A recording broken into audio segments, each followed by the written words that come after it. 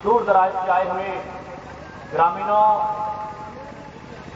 खेल प्रेमियों, आप सभी को जोहार, जय धर्म, बाबा कार्तिक उरांव को फूल जोहार। आज हॉकी के मैदान में चूंकि हम लोग हैं और जहां तक मैं अगर अपनी बात करूं तो आज मैंने जिंदगी में पहली बार ग्रामीण क्षेत्रों में हॉकी के खेल को मैंने देखा है। क्योंकि आप इसको ऐसा ना ले कि हम लोग ऐसे आपको मन बढ़ाने के लिए कह रहे हैं, क्योंकि आपको मालूम है हम लोग धनबाद बोकारो चाहते हैं, वहां हॉकी नहीं खेला जाता है।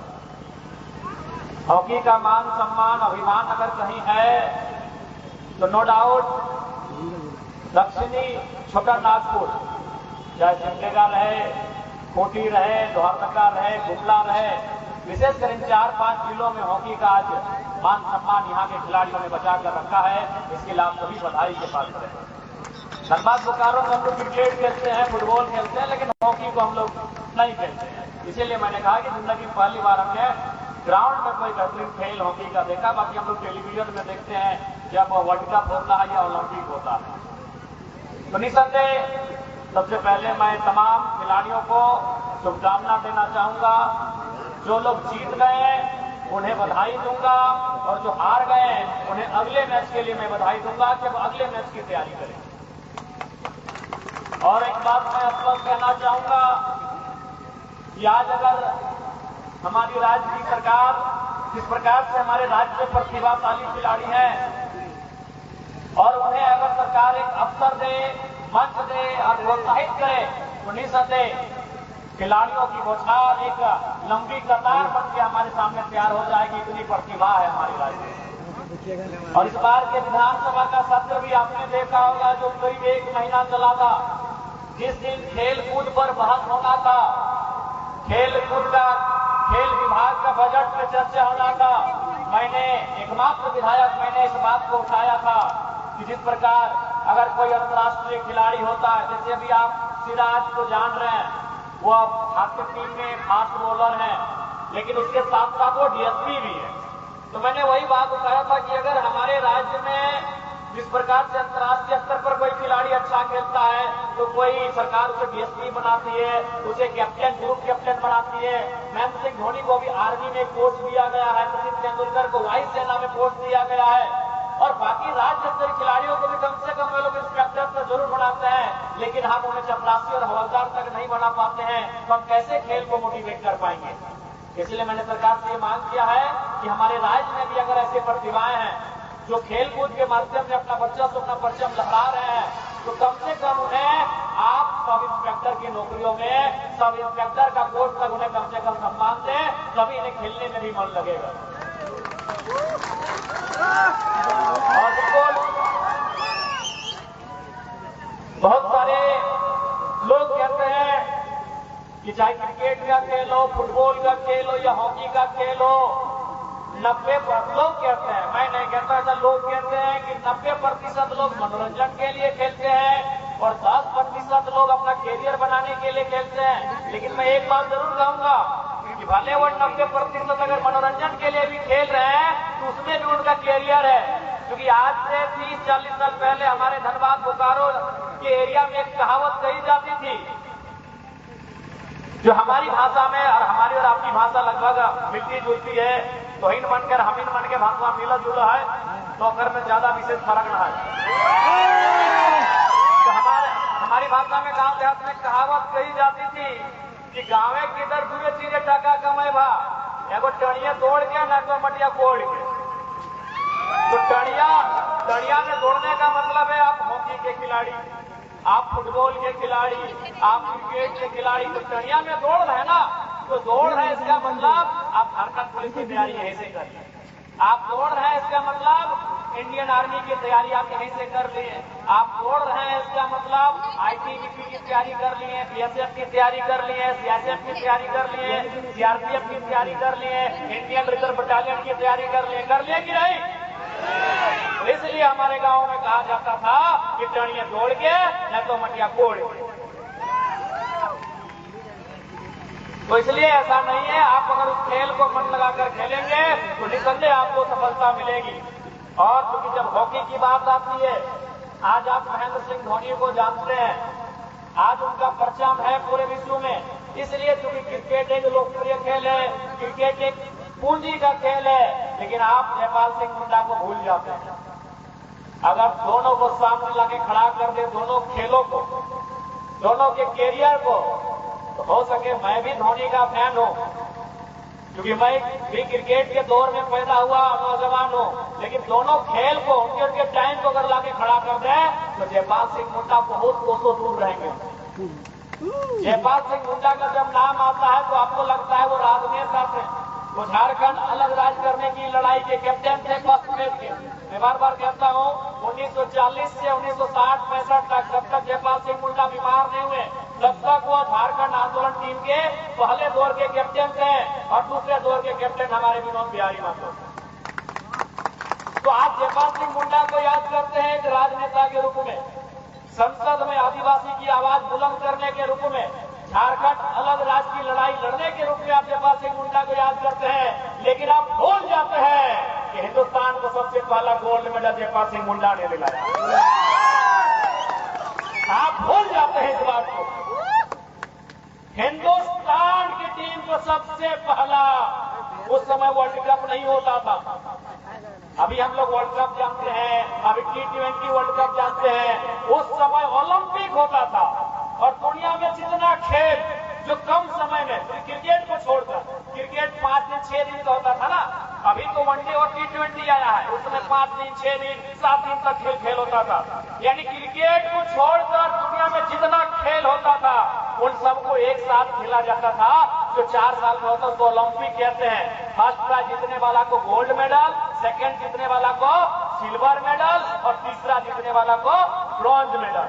हमारी भाषा में सोना, सोना के बाद चांदी और उसके बाद कांसा।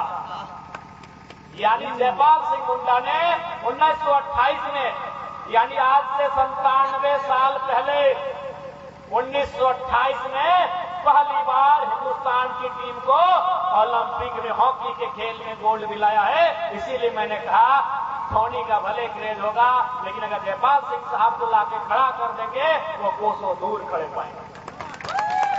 क्योंकि हमने जयपाल सिंह और हॉकी को इसलिए भुला दिया कि उसमें सरकार का सपोर्ट नहीं। आज सब चीज है बिजनेस के अनुसार है। आपका पर्व त्योहार भी अब बिजनेस के अनुसार हो गया, आपका आस्था भी अब बिजनेस के अनुसार हो गया, आपका खान पान पहनावा भी बिजनेस के अनुसार हो गया और क्रिकेट बिजनेस में ढल गया है। इसीलिए हमने जयपाल सिंह मुंडा को एक खिलाड़ी के रूप में बोला, हमने आंदोलनकारी के रूप में याद रखा, हमने उन्हें एक नेता के, राजनेता के रूप में याद रखा।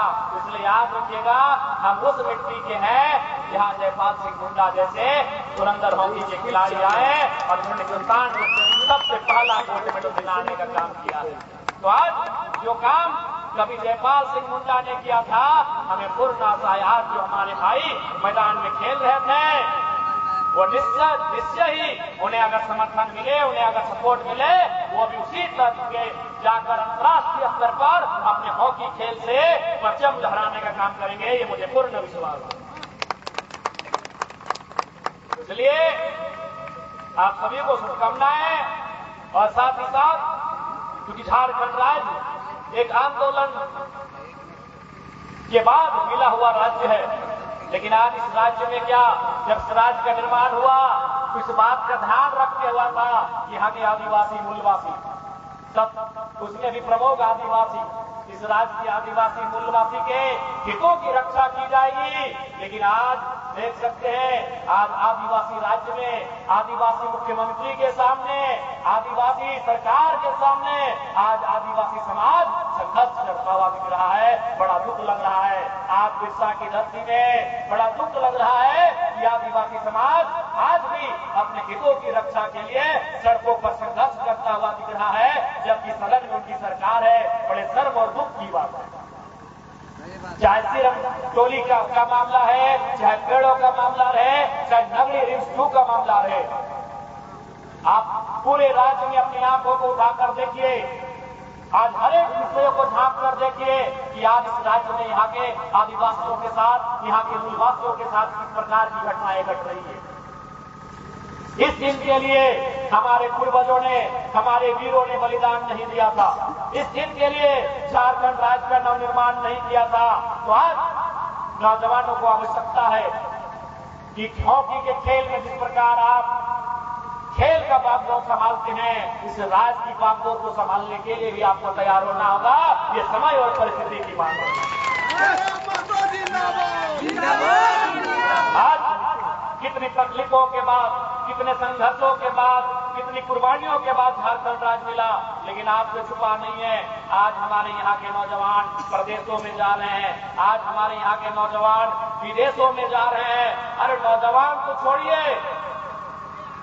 आप पुरुष मर्द वर्ग की तो छोड़िए, अब हमारी माएं, हमारी बहनें भी दिल्ली बंबई में जाके दाई का काम कर रही हैं। और आंकड़े कहते हैं सबसे ज्यादा दक्षिणी छोटा नागपुर का हिस्सा, सबसे ज्यादा, चाहे वो सिमडेगा रहे, गुमला रहे, लोहरदगा रहे, इन 4-5 जिलों में सबसे ज्यादा हमारी बहनें आज पलायन कर गई हैं। और वो जाकर डॉक्टर वकील का नहीं, दाई या एक नौकरानी का काम जाके कर रही हैं।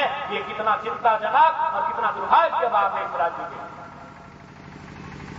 इसलिए मैं आज गुमला की पावन धरती से मैं राज्य की सरकार को भी एक ये संदेश देना चाहूंगा कि आज केवल अखबारों में और आपके बयानों में अबुआ विषम अबुआ राज नहीं, धरातल पर दिखना चाहिए अबुआ विषम अबुआ राज का आधार क्या होना चाहिए। आज कल कोई सत्ता पक्ष सरकार का कोई नेता मंत्री आके आपको कहेगा ये अबुआ विषम अबुआ राज है, तो उनसे पूछिएगा कि जब 64 डीएसपी को प्रमोशन दिया गया तो 40 लोग बिहार से कैसे आ गए। सही बात है। ये कौन सा अबुआ विषम, ये कौन सा अबुआ राज।